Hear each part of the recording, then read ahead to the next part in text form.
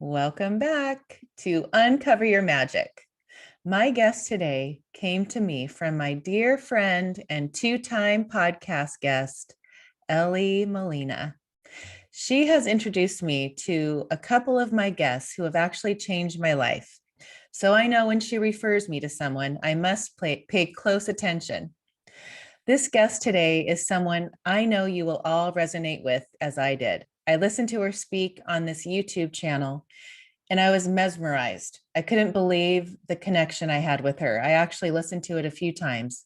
It was so full of so much insight on the level I am at right now, and know whoever is listening is ready for her too. Here is an excerpt from her book, Original Wisdom. Now is the time to rewrite your story of not being good enough and reclaim your authentic self. You are beautiful, empowered, radiant, drop of God. You are a divine spiritual being on a human adventure. You are here to learn to respect, honor, and love your sweet self and your whole life. I am here to remind you how. Isn't that amazing? Oh, I love it. Um, I believe when you connect with someone on this level, it is in divine timing and meant for reasons to grow and expand. If it wasn't for this podcast or for connecting with Ellie, it makes me think, would I have ever crossed paths with this woman? In this example with Donna, I feel so strongly that I was meant to meet her. So however it was going to align, it would have. I have felt that way with so many of my guests. It's another lesson in life for me to remember when you listen to your intuition and just move forward in love and trust, like I did with this podcast, the clues to lead you to the next experience to uplevel your growth will appear. It's that action, I believe, is the sign you are sending to God saying, okay, I trust that voice and I am moving forward. If we all knew that life was to be fun and full of pleasure, not hardships or setbacks, all of what we think are failures or setbacks are actually setups for bigger and better things. We didn't come here for pure bliss. We came here for the contrast, so our souls can grow and learn and ascend to the next level of consciousness. This is what my guest today has done in the last 12 or so years. She awakened and took action and listened to her small voice and tapped into her higher self and is living her life on purpose with a passion to help others do the same. You are going to love her. Before we begin, please check out my new website, ashleygoner.com. I'm so excited about it. You can also put your name on the list for my programs or get my freebies I created for you to create an amazing vision board. And I also created a 21-day manifestation challenge that you will love. Let me give you a little information about Donna before we begin. Donna Bond is a soul-centered catalyst for personal transformation. She believes when we do the work individually to trust our higher self and love our human self, the ripple effect changes the world. To this end, she serves in the role of a personal transformation consultant, spiritual mentor, and professional life and business coach, serving hundreds of clients across the globe to experience an empowered and more loving existence in the physical world. She's a graduate of the University of Santa Monica, where she earned a master's degree in spiritual psychology with an emphasis in consciousness, health, and healing, and carries a professional coaching certification.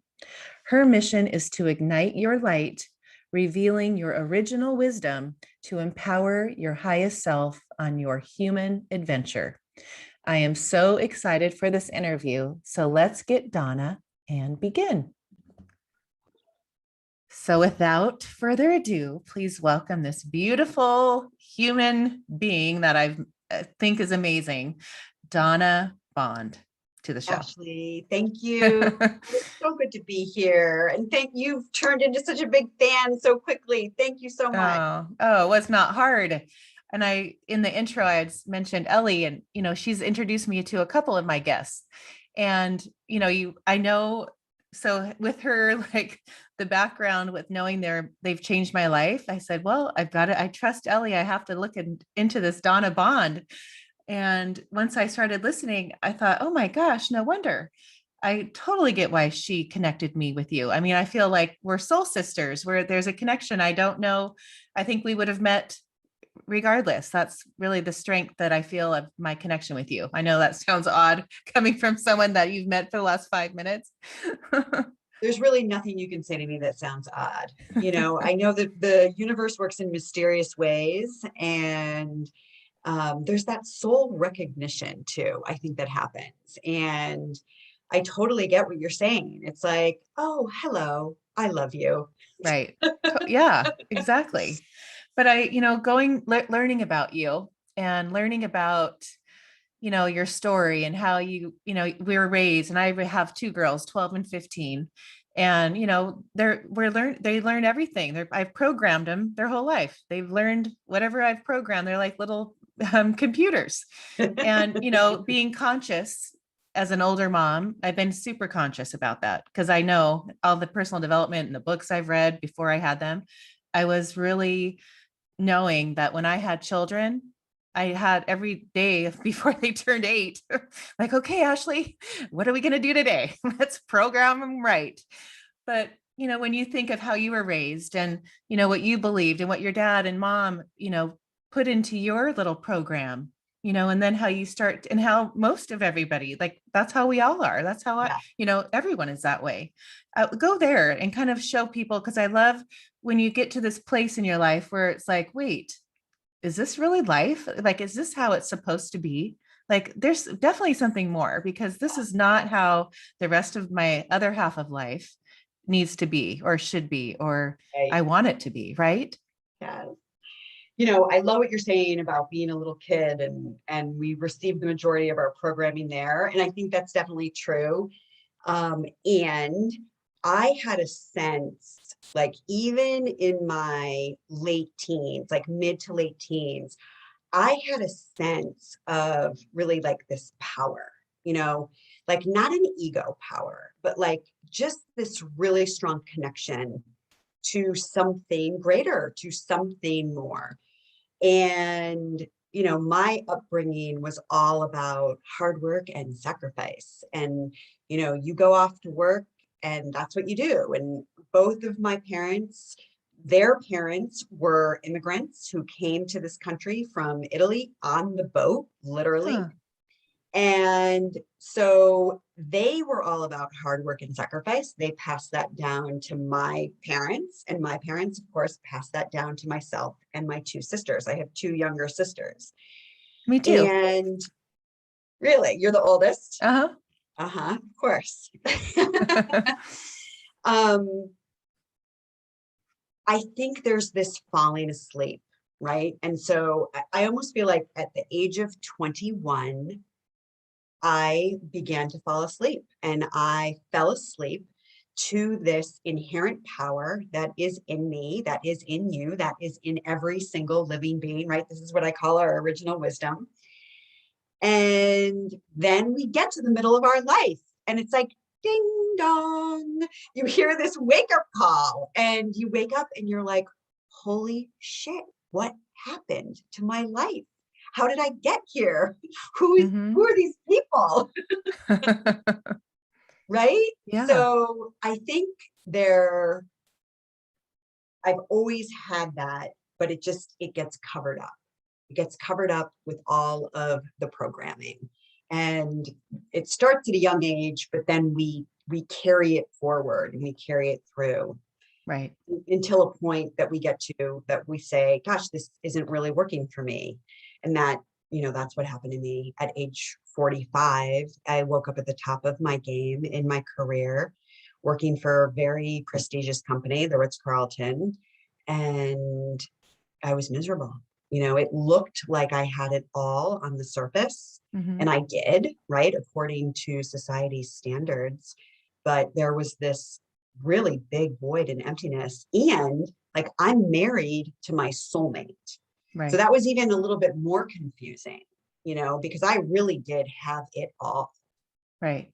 But so, okay, I want to go back to the moment that you were on the plane going to the awards banquet Yeah. And you just, that I felt like that moment was really a big time, like light bulb, Yeah. aha, awakening, or whatever you want to call it, to Yeah. where you're like, you know what, this is just not working. So that moment was really divine intervention. There's really no other way to describe it. And so at this point, I had already enrolled myself in a master's program in spiritual psychology at the University of Santa Monica. And I was about a year into that program, which was totally crazy that I even went into that program because I was working a 60-hour-a-week job. I had a full plate. I was sick. I had a frozen shoulder at the time that I refused to sort of acknowledge. So I'm sort of dipping into like playing with my own consciousness. And there's an important part of this story that I want to drop in here before I tell you what happened on the plane. And that was my husband and I were reading 9 do-it-yourself experiments that prove your thoughts create your reality. Pam Grout. Yes, I have that book. Right. E squared. I E think it's squared. called. Yep.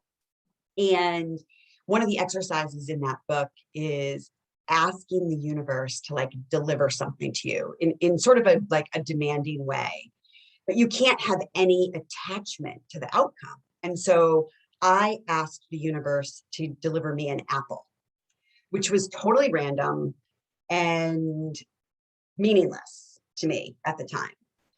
So this was like 48 hours before I get on this airplane. And so I'm on the plane. I'm going to the Ritz-Carlton Global Leadership Conference, which was an annual event. And I'm reading a book called Finding Your Element by Ken Robinson, which was assigned reading for my master's program. Oh, okay. And I had a lot of high hopes for this book, Finding Your Element, right? Because I Right. truly lost inside, even though I won't admit it to myself or anybody else. And I had a lot of high hopes that I was going to find my element, but I'm like on the last few pages in this book, and I am no closer to finding my element than I was when I started the book. That's funny. But I'm reading, and Robinson is comparing our life to like navigating the ocean. And he's saying most of us stick really close to the shore. Mm-hmm. And so there's something about this that's like resonating in me. And then he uses Mark Twain's quote, 20 years from now, you're going to be more disappointed by the things you didn't do than by the things that you did do. So you might as well throw off the bow lines, sail away from the safe harbor, explore, dream, discover. Right. So I'm reading this, and all of a sudden I'm like, really getting confronted with myself at how safe I had been playing my whole life, right? Mm. And then the next line is a quote by Ralph Waldo Emerson that says, "What lies behind us and what lies before us are tiny matters compared to what lie within us." Mm. And now there's like emotion is like bubbling up inside of me. And then I get to like the clincher, which is this little 8-line poem by Elizabeth Appel called Risk. And it says, "And then the day came when the risk to remain tight in the bud was more painful than the risk it takes to blossom." Mm. And in that moment, like that frozen shoulder that I had, it was that bud. Right. It was that bud. And like in that moment of revelation, I suddenly had like the clearest download. But what are you doing? Like you can't keep being in this hypnotic trance on this conveyor belt that you're Mhm. calling your life. And Right. literally, Ashley, in that very second, I decided, like, it wasn't even like, oh, I'm going to think about it. Like, I decided I'm out. I'm Right. done. I'm quitting this job. I was so miserable. I just wanted out. And so I went to that conference feeling very, very clear about my choice. And so my behavior at that conference was really different than the typical me, who is usually like first to the breakout rooms, like getting a front row seat, taking copious notes so I can run back to the office and implement all of the things that I learned at the conference, right? Like Oh, funny. none of this is happening. None of this is happening. I'm really like, I'm in a place where I'm sitting back. I'm like energetically sitting back and I'm just observing. And it was the very last night of the conference. And I had a great sense of freedom. I'm talking to the gentleman who was next to me, who was in a motorcycle accident, and he had titanium in his leg. And he's like showing us pictures on his iPhone of like the titanium in his leg. And I am talking about energy medicine and holistic healing and, spiritual stuff. Oh, funny. Everybody is like laughing and we're having a great time. And I just had this sense of freedom that was over the moon.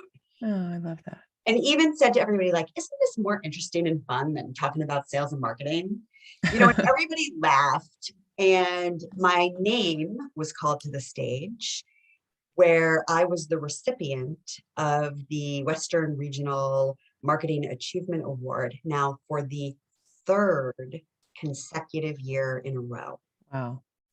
And so I go collect my award and I'm walking back to the table, feeling even more confident about my choice, right? And I sit down and they have just served dessert. And dessert is this extraordinarily elaborate apple dessert. Oh, I love Like that. apple confit and green apple sorbet. And I would have missed it, except the Ritz-Carlton, in all of their brilliance, they always include a menu card, right, with what they're serving. Right. So I'm sitting down and the word apple is next to me, like apple, right? Apple this, apple that. Right. And that right there in that moment, Ashley, my magic poured. Like Right. that was it. It was like this, sorry. No, But it was this like amazing recognition that we are so connected and we are so much more powerful than we give ourselves credit for every single day. And we just get so caught up in the shit and the bull crap that doesn't matter. right. And so I made a lot of choices, from that moment forward that have led me here to sit with you today. Yeah, no, I know you in life, I always, when you have that a revelation or this moment that you're going to pivot or you're going to, transform into something, completely different. It's when you do that, you take the action, and then all of a sudden, all these clues that have always been there, but you haven't made that decision. I always say, like, just do it and then everything will follow, but you do that. And that's what I watch and what I've learned from you is what I try to teach my students is like, once you do it and and you're listening to that voice inside and, call out the apple or whatever it is to give you that sign, because they're all there. And it's because you're so in this blindfold of life and you don't see it. And that's what I call the magic. And that's why I feel like there's magic every day. And life is about that. And life is about seeing it and being in that state. Like, we are so much more powerful. I mean, to know that we can create anything and even just through our thoughts, and to know that moment that you thought, I'm going to find an apple. I mean, I love doing those games. I do those games with my girls all the time, just to show them you can create anything. You can see anything. It's always there. You just, you're blind. You're these people, you just like, look up, but, when you think of the story that I also wanted to share was the magic of, you didn't meet your husband till you were 40. Yeah. And how that happened, because I think of, I tell this story all the time, but I had a Hallmark card that I had in my pantry for 5 years. and it was called The Soulmate. And I had just bought it at the Hallmark store one day. And I thought, oh, one day when I meet my husband, I want him to feel like we're soulmates. And I would read it every morning when I had coffee. And when I met my husband at 35, 3 months later, we went to Hawaii. He brought me a card, and it was that card. Yeah. And I thought, here I'm sitting here with him reading this card going, I've memorized these words because it's in my pantry, but I didn't take away the moment. I didn't tell him. But when you have, like, I feel that's what I connected with you with your husband, how you met him. So tell your amazing it's always there, and you caught on and you see it and you're looking at those little details that are telling you this is it. I don't need to question it. God or the universe is showing me. These are the breadcrumbs. Let's keep going, Donna. They're the breadcrumbs.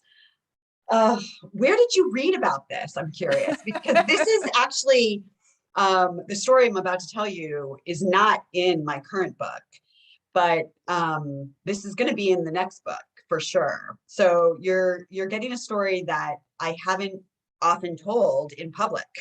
Oh, really? Well, I do my deep dives, don't I? Yeah, you have. I'm so impressed.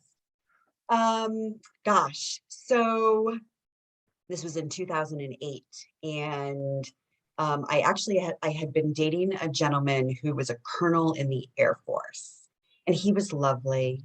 And there was a little joke between us that I used to tell him on a regular basis, you need to color outside the lines.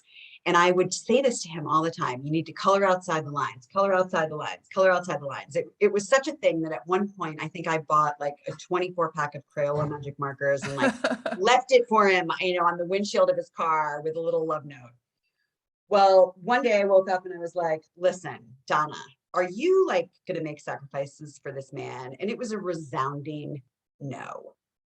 And we weren't a match, in a million different ways, we weren't a match. Right.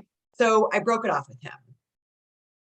Fast forward, I'm on match.com and I'm not impressed, right? Like I'm pretty much hitting the delete key. Like I literally can remember myself like laying on the couch, just like delete, delete, delete, delete.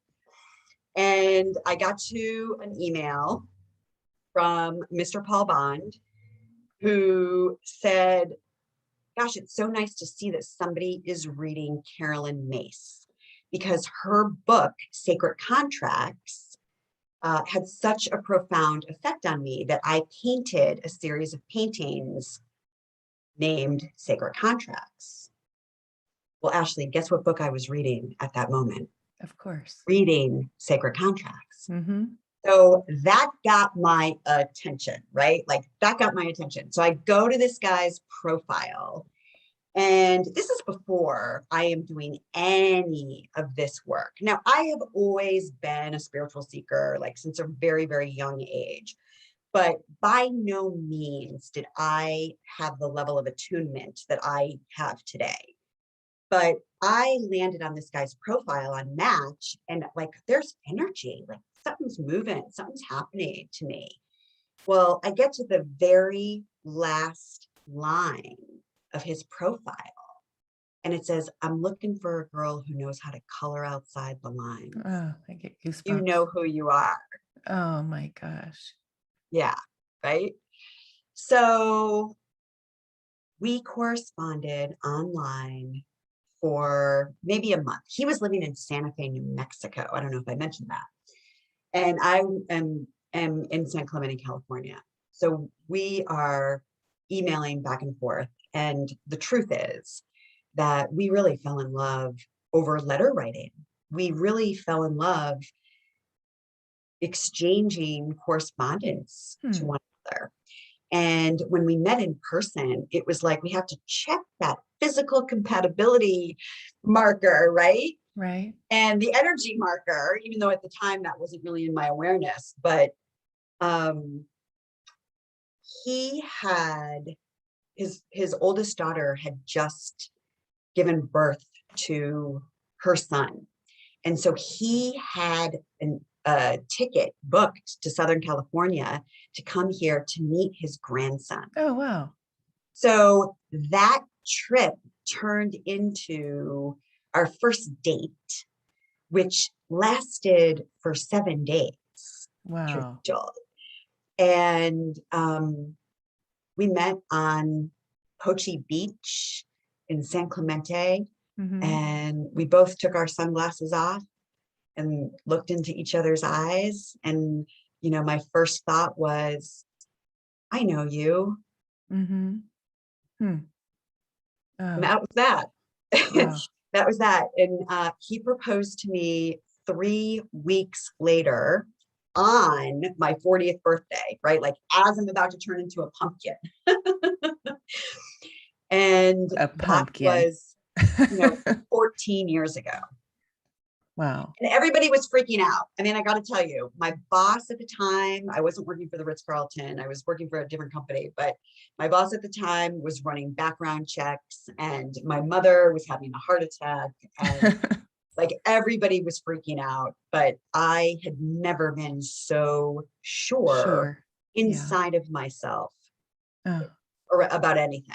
And I had a husband before him, and I had several, pretty significant relationships, but this was the one. huh. And so in your marriage now, because he's a spiritual, I mean, he was reading sacred contracts. So that's a big, Yeah. I mean, that's a huge to me. Like that would be a very much, we're in alignment with each other. Do you grow together? Is your relationship like you're constantly in an awareness like that together? I believe the purpose of our relationship was to come together to realize each of our individual potential as we reflected it back to each other. And he was really technically sort of my first coaching client, if you will, before I ever, Huh. knew I was going to be a coach. Because when we met, he was selling real estate. And I saw these paintings that were stacked up in a back bedroom in his house in Santa Fe. And I was like, oh, what's that? And he was like, oh, yeah, like I sort of dabble in that. And it's like a little hobby. Well, I don't know if you've checked it out yet, but you'll have to make your way over to Uh-huh. paulbondart.com. Oh no. Oh, good. I will. Is a magic realism oil painter. And today he is a full-time professional fine artist. That Oh, is how he earns his living. And he's actually exhibiting right now in Laguna Beach at the Festival of Arts. oh my gosh. His 11th consecutive year. And Huh. so he really blossomed as an artist sort of while I held space for that to occur. And I, of course, was like marching off to corporate America, pissed the whole time that I'm still marching off to corporate America. But I was able to create that framework for him to be able to realize his dream. And Huh. so as I watched him realizing his dream, I was like, I want that. Like, Right. I want to make a difference in the world. I want to uplift people. I want to inspire people to have big awarenesses about themselves and their life. He's pretty evolved. He's got a beautiful level of awareness. And that's just who he is. Oh, isn't that fun? What a fun life So fun. together. Oh, so fun. Very beautiful. Um, now I'm going to go down another path because I want the story about you discovering you had breast cancer. Ooh. And I think why I want you to share that is because, people give so much power to um, a test result or, some kind of label, I'm this or I have that. And at the minute people say I have something, my sirens go off because you can change that. And I love what you did. And when I think of like even your dream and the signs that you look for and people can, really tap into their subconscious mind when they go through something like breast cancer or some kind of another, travesty that happens in their life. But I look at things like that, and anything that's a hardship or a setback, everything in our life is for a reason. It's all perfect. And when you look at it that way and you look at it as a gift, and what am I going to learn from that? Or what can I, and but you really stood up for, finding the truth and looking for the truth and listening to your intuition again. And, I feel like ever since you had that epiphany, that you really, listening to your intuition, or like following that voice, or saying yes, or, taking the action in life, period, is just one of the most important things. And an awareness that I think people, I think these days, I think 2020 is this like shift in people's consciousness. I see more of it. I mean, I don't know if I see more of it because I surround myself with that, you know, um, but I feel like you really did. And so will you take me back to and explain how, discovered the little tiny lump and how you went on that journey? Because it's just profound. Yeah, thank you, Ashley.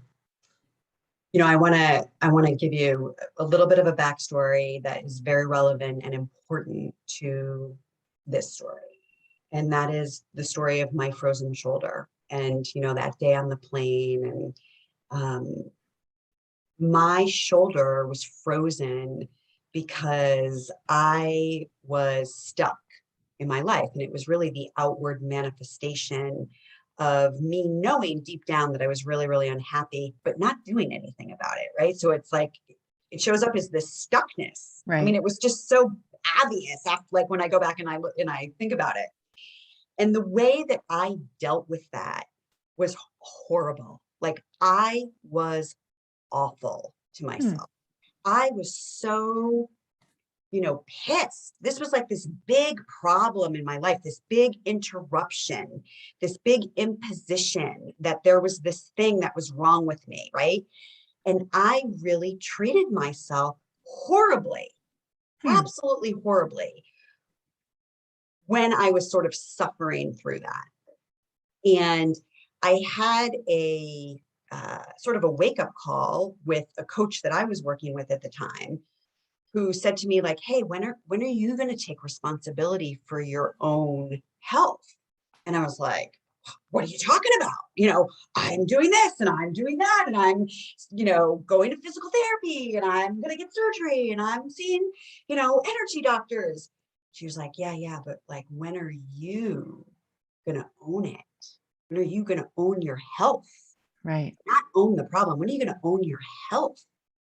And that was a really big turning point for me with not only my health, but like my life. Life. Yes, Right? totally. I love that. So I quit my job. I did not become a coach right away because that still was not in my consciousness anywhere at all. Hmm. But I hung out a shingle rather as a marketing consultant because I had a lot of contacts. I'd been in hospitality marketing for 28 years. I was still able to really earn a good amount of money and finish my master's program, which was becoming more and more important to me in my life and what was happening with all of that. So here I am working as a marketing consultant, thinking I'm launching my company, Donna Marketing, right? Oh, funny. And I had made all these really big changes in my life. I had started meditating. I had started eating out of the Vitamix. I had started moving my body every day and getting regular exercise. And the most important thing that I will tell you is I slowed down. Like, Hmm. I slowed down where I was beginning to actually listen to my body, to my mind, to my emotional body, and to my spirit, to my Mhm. original wisdom, which the way that that information is going to come through is through our intuition. So I had a prophetic dream. I was in my dream, I was looking at myself in a mirror, and there's this giant fish hook all the way through my left breast, and it is bloody and it is messy. And I'm Hmm. fixated on the barb that has punctured, full puncture through my breast. And I say out loud in my dream, while I'm looking at myself in this mirror, I say, how are you going to get out of this? Oh, Right? And I wake up. I wake up. And my first thought was, oh my, about 2 months before, I had felt this little, like, it felt like a piece of sand, like a little pebble on the top of my breast. And so I come out of this dream and I sit up and I'm like, oh my God, is that still there? hmm. Sure enough, I reached down and yeah, it was still there. And so that day, I made an appointment, which led to another appointment and another and another and another. And 5 days before my 47th birthday, I was being handed a triple negative breast cancer diagnosis. And the way in which I dealt with that diagnosis was my doorway into self-love. Mm, That was my doorway into honoring and revering myself as a spiritual being on a human adventure. mm-hmm. I love it. Yeah. Yeah. And it changed everything. And truthfully, I moved through the experience with ease and grace because I put myself at the top of the list, right? But it wasn't putting myself at the top of my list out in the physical world. It wasn't about like getting spa appointments or, Right. it wasn't even about the self-care. And this is where I think people don't fully understand the difference between self-care and self-love, Love. right? Because self-love is about like really listening to your own truth and then having the courage to act on that. Mm-hmm. It's about making a commitment to yourself and actually keeping it. It's about speaking up when it's uncomfortable to do so and being able to do it from a centered, loving place instead of like getting into a combat againstness type Right. energy with people. And it's a whole different way of being. Totally. But I want you to explain I don't know if I'm interrupting you, but I want you to explain the moment that you decided that you were going to go to speak and you were going to postpone, but you had an intuition saying, I Yeah, want a second opinion. I love that you did this much homework. You're so great. Yeah, so the first group of doctors that I visited, um, I have no history of breast cancer in my family. I don't know squata about breast cancer, right? There's no history, and you don't know what you don't know. Right. So I go to this group of doctors, and they were like, yeah, we're going to give you a lumpectomy. We're going to cut it out. You're going to have 7 weeks of whole breast radiation and, you'll be on your way. And literally the surgeon spent, I don't know, 10, maybe 15 minutes with me, like talking me through the procedure. And I walked out of there thinking, well, yeah, okay. Seems pretty straightforward, right? Like I'm just going to go do what I'm going to do. And of course, the doctor and my husband were like, okay, like, let's get the surgery scheduled. Like, let's get this handled. Let's get it taken care of. And I was delivering this very important piece of my master's program, which was the design and the delivery of this talk that I was giving about how our thoughts create our reality, which was a cosmic joke on behalf of the universe. I just want to be clear, right? So I'm like giving this talk on how our thoughts create our reality, and the universe is like, "Oh yeah, well you want to learn how to walk your talk, sister? Like Yep. here you go. Let's give you a little material to work with." Totally. So I pushed the surgery out for about 30 days because I wanted all my faculties right? Like to be able to deliver this talk. And this was a big deal. There were 50 people were attending this, like invitations had gone out, champagne had been ordered. Like this was a brunch on a Sunday morning at a country club in San Clemente, right? It was happening.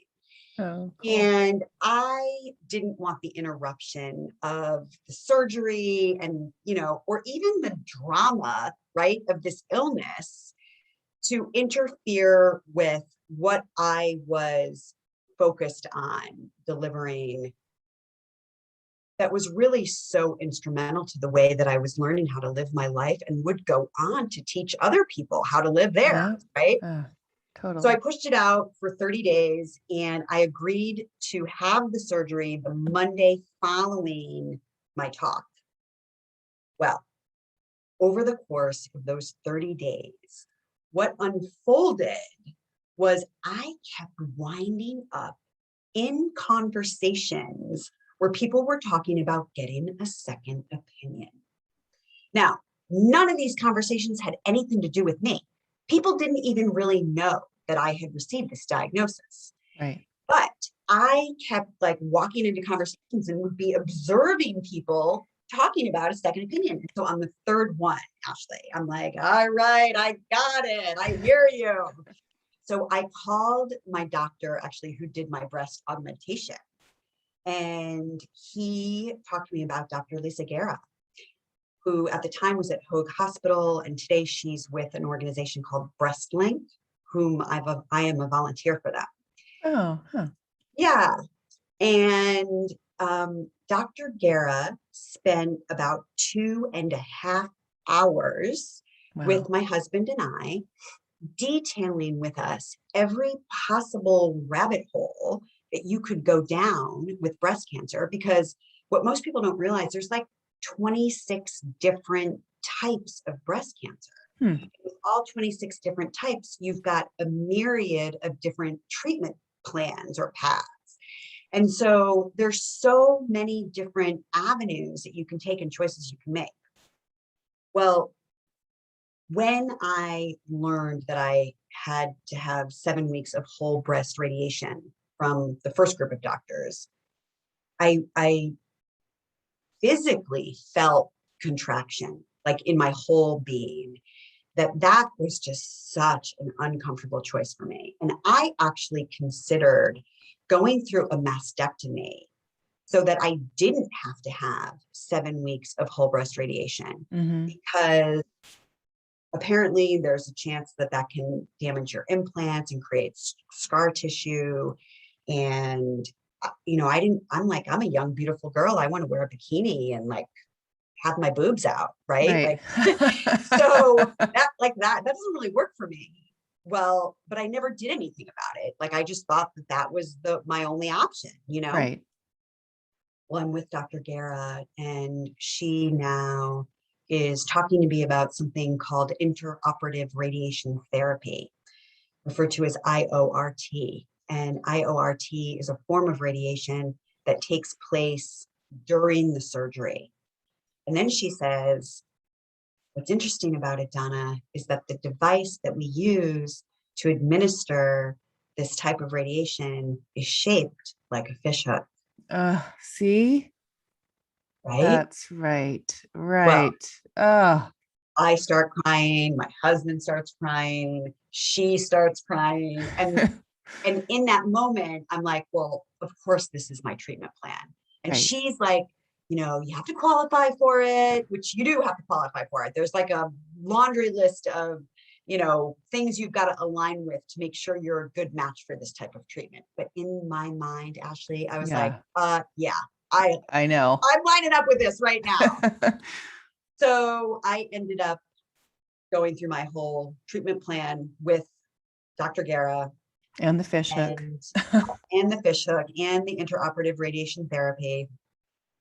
And, I am 6.5 years out with a clean bill of health. I've never been healthier in my life. And the procedure was excellent, all things being equal. Had a little bit of a sunburn for, 6 or 9 months, but I think that's a small price to pay compared to having to go 7 weeks of whole breast radiation. So it was such a blessing. And, really the gift in all of Oh, I was just going to ask you that. You read my mind. What yeah, is the gift? I want to know the gift. the gift was really the relationship that I bloomed with myself, Hmm. relationship between me and me, the relationship between my higher self and my human self, and the full integration of both of those parts of my being. And in that, in that experience, I sort of made a, I'm going to say vow. Sometimes I feel like making vows are dangerous, like from Hmm. lifetime to lifetime. But Right? I made a vow that I would no longer violate my own intuition, that I Yes. would stop betraying my intuitive voice. And, when it became true that I really did have this diagnosis as a result of finding it myself through this dream, that was a pretty clear sign Hmm. that I've got this information coming through me, and I've always had it, Ashley. Like Right. that's what I'm really aware of, right? Like at age 53 now, I know that it's always been available to me. It's always been part of me, and I have trampled over it. I have ignored it. I have confined it. I have hid it. I have Yep. trampled over it. You name it. Oh, but I mean, how many people don't do that? Everybody. I mean, that's the majority of this life that I see in these people. But how do you, with your clients, explain the higher self to the connection with, with your soul, like the higher self within? How do you get that connection? Yeah. So everything is energy, right? Everything is energy. Einstein said energy cannot be created or destroyed. It just reinvents itself in Right. different expressions. Yep. And so when you think about the energy of all that is, right? The energy of all of it, this whole big great universe that we're all part of. Our higher self, or our soul, if you will, is a more narrowly focused projection of the energy of all that is. Our bodies, our physical selves, also have this same energy in us, right? Like we are each individualized expressions of this energy. We are a more narrowly focused projection of the energy of our soul. Right. So oftentimes people think like I'm a body and I have a soul, but I really want to invite us into the fact that it's the other way around, right? Hmm. Like our body is our soul's avatar, Right. and our body and and our mind is the much, much smaller part, Right. our infinite spiritual nature. Right. I've interviewed a few people and, we talk about this a lot. And, I am taking this course right now and it's called an ascension experience. And we're talking about limiting beliefs and, everything's perfect. What are, any failure, you have to do these plots and, learning that, when you think of your life as we're all one and the energy, everything is energy, like you said. So, it's wrapping your head around getting people to understand that we're all one. This little part of that oneness is in this body to experience something that we decided that we wanted, that we need to learn, that we need to grow, we need to expand this soul. And we have these, contracts or whatever you call them. I want to know how do you view that? Like I've had some people say that I've had on the show, like there's 10% of it's in here, 90%'s out here, it's all connected to God, we're all this, every person you look at, we're all connected, and I explain that. But when it's getting a grip on understanding that it is all energy, that this body is just this little avatar that we get into a little bit of, but we have all this angels and all the support around us from our, higher self that is guiding, here to guide and listen to you if you want to listen to it, right? If you're going to tap into the intuition, because it's right there with you. And people feel so separate from it. And that's the part that when you realize that we're not separate. And it's when you tune into that intuition, right? So will you explain that? Yeah. So tuning into our intuition is different than tuning into the presence of our soul. And the presence of our soul as an energy system, the way that we can think about that energy system is that energy is love. It is what we as human beings understand most closely as the energy of love. So when we talk about tapping into that, what we're talking about is moving our ego, our programs, right? The part of us that is learned behavior,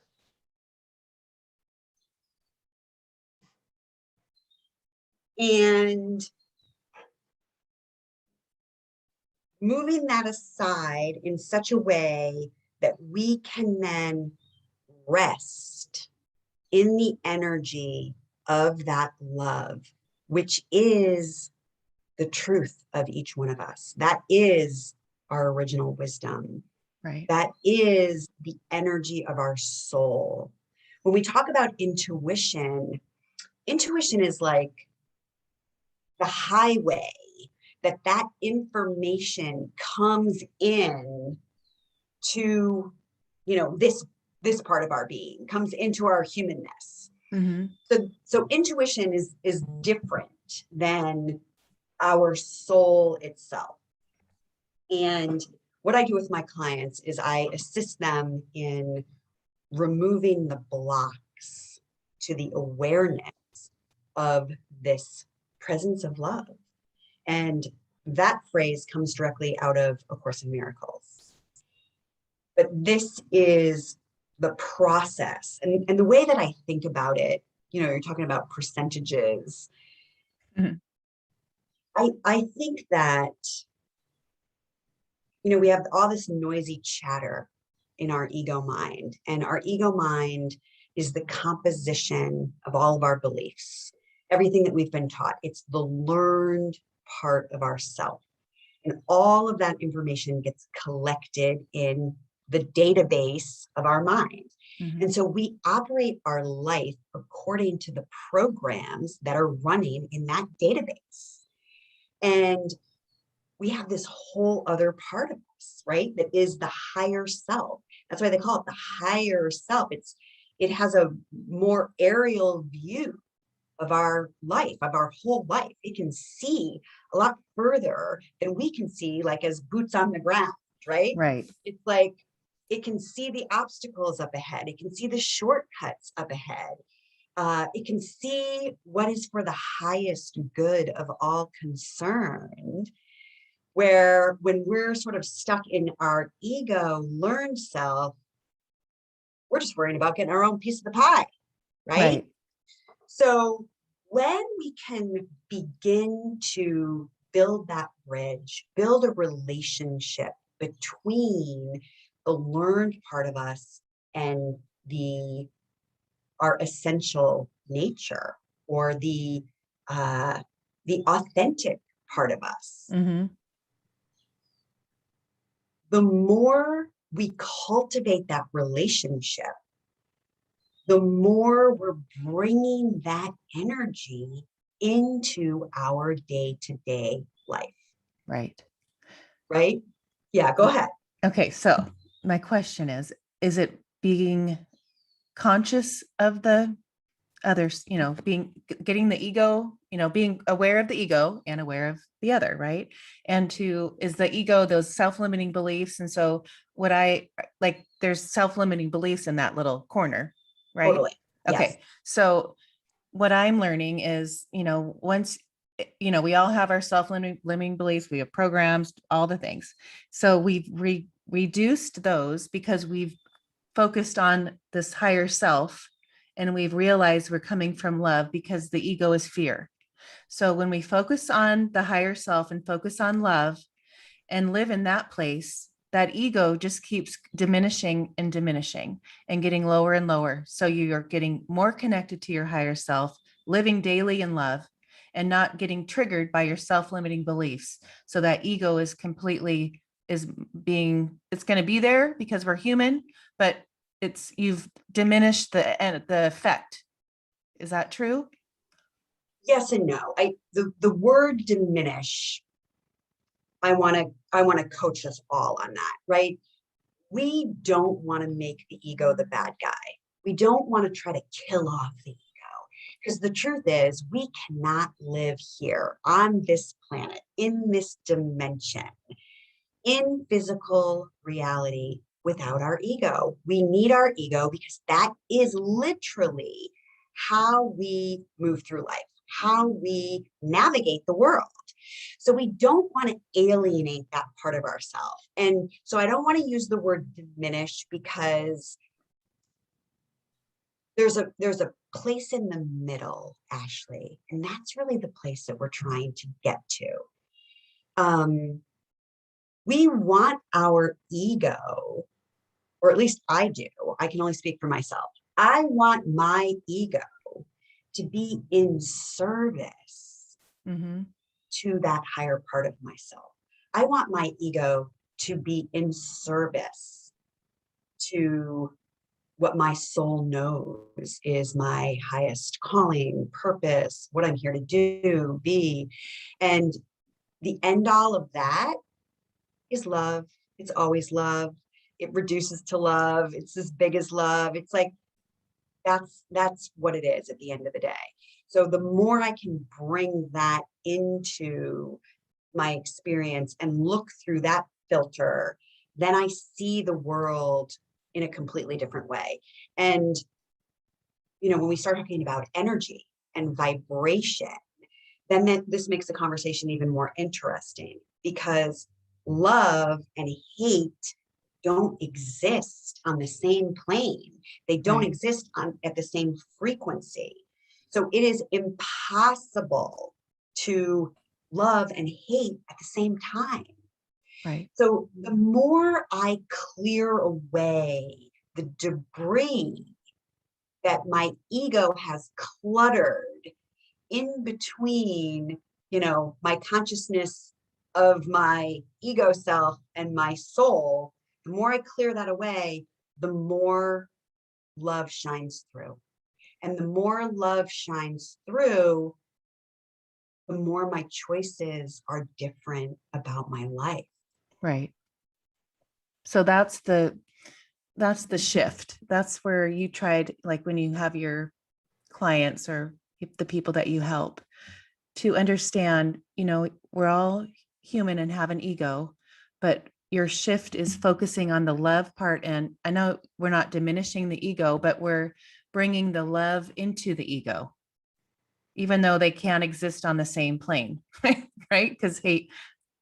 Yes. Well, so, consciousness has different levels, Right. and it really becomes a matter of awareness. And so your ego is sort of holding your awareness, and it's just a matter of where your level of awareness is. Right. But on the spectrum, where the ego gets itself in trouble is we get stuck in the land of polarity.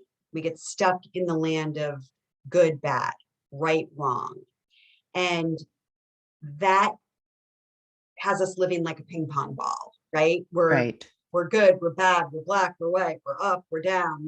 It's this polarity, and it happens to be the way that we live here in physical world reality. So what is super helpful is coming to the middle and coming to a place of neutrality and a place of equanimity. Because when we are residing in that place of neutrality and equanimity, it's very easy to sit back in the love and to rest in that natural essence of our true self is going to make itself known without us having to do anything or try to get anywhere. It doesn't have to be a big, long journey that we have to go on. It's literally just letting go of the position that we hold. Right. Oh, that's It's so good. Yeah. it's in that positionality, right? Hmm. That we literally create our own suffering. Right. How, because I'm really at that place now that I understand what you're saying. And it's your language that I'm trying to understand. And I love how you're saying it because that's new to me. But when you think of our age, and how you live and your relationship with your husband and your relationship with the people that you surround yourself with, and isn't it just the most, I don't know if empowering is the word, but it's like a uplifting or whatever, like a peace. It's peaceful to live in a place of sitting back and looking at everything through the eyes of love. Yes. Well, I love that you said the word empowering, because that is like very real and true as a result of this type of work, because the soul is a drop of creation, right? And that makes us all creators. Right. And when I begin to identify with this idea that I am a creator of my own life, Mm-hmm. that is immediately a more empowering place to live from Right. than living from this standpoint that I'm being victimized by life and I'm a subject of life circumstances, right? Or subject to life circumstances. It's a game changer. Oh, such a game changer. And It's a, so invigorating and so freeing to live that way and to know that is the truth, yes, and it's so amazing to meet people like you that have the same, it's like I said at the beginning, and I know we're getting to the end, but when you meet somebody that you just that explains things that but says it in a different way, or that you're like, oh, that's such a great way. It's just you just feed my soul. You're like this, watching you talk, this angel, like I'm looking at your eyes, and it's just like, I know you have this in you, and we all do, and you found it. yes. Oh, and you wrote this book, and we haven't even got to that I absolutely love. And you sent to me, and it is like you are it's like when Ellie's saying you're a Hay House author, like it's just the way you wrote. It's like you're listening to a friend talk and explaining it to someone that might not understand it, but you really, really explain it in that way to someone who, might be like just now kind of tapping into that, like when we were at the beginning of our journey. It's beautiful, but it started out as a workbook and you just kind of created it into a book, because it's so neat how at the end of the chapter, there's like a workbook, Yeah, or an there's assignment or whatever. an opportunity for transformation is what I call it. And the name of the book is Original Wisdom, Harness the Power of the Authentic You. And, it was really about my own journey, leaving the corporate world and finding my way into this work. But really, I stand on the shoulders of Doctors Ron and Mary Holnick, who really are the pioneers of spiritual psychology. And when I got introduced to spiritual psychology, there was such a knowingness inside of myself about this at the Mm-hmm. deepest level that I am so sure that, I am going to carry the torch into the future with spiritual psychology. They are still practicing. The University of Santa Monica is still alive and well and holding online classes called Soul Centered Living. So you Oh. can find that at the University of Santa Monica.edu. And, yes, I have my own way of assisting people in understanding this, But I think it's in part because of part of what you just said, Ashley. It's like, it's in me. Like Mhm. it's in me. And I feel like the way that we're helping each other is that we hold this energetic template for one another. And somehow I can mirror that to you in such a way that you then recognize it in yourself. And Right. that's how we I love pass that. the torch, from one of us to the next. And we're all just helping each other wake up, Yep. wake up to the knowingness that we are so much more powerful than what we've been taught to believe. Right. And my book is definitely a guide for someone who wants to take themselves on this journey. And so at the end of each chapter, there's an opportunity for transformation, which gives the reader the chance to actually take action. And I mentioned earlier, I have been a spiritual seeker since I was 12, Mhm. but nothing in my life began to change until I was willing to take action, to get out of my comfort zone, to test things out and try things out to see what kind of feedback I am going to get from life.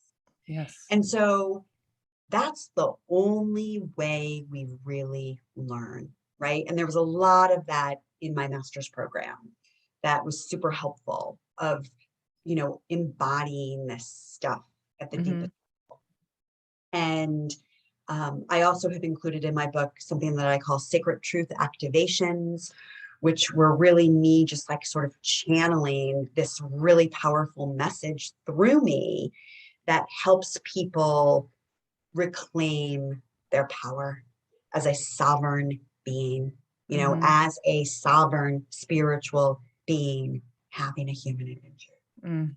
Beautiful. Oh, my gosh. I see. I'm telling all of you, everyone that's listening right now, do you understand why I told you you're going to love her like I do? I just could sit here and listen to you all day. It could keep going because you're just I don't know.